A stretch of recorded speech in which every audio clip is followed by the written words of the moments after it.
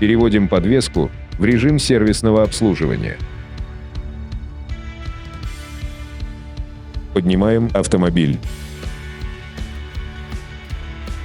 Снимаем защиту картера двигателя.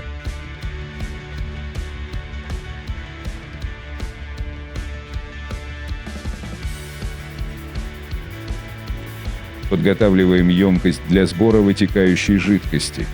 Откручиваем резьбовую пробку сливного отверстия. Полностью сливаем масло.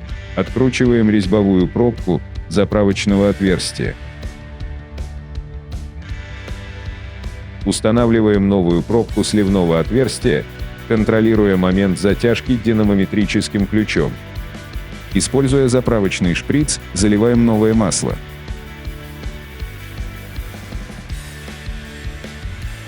Уровень масла достаточен, если редуктор заполнен до края заправочного отверстия.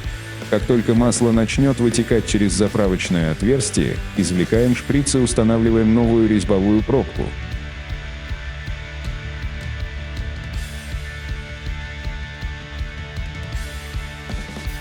Очищаем поверхность. Устанавливаем защиту картера.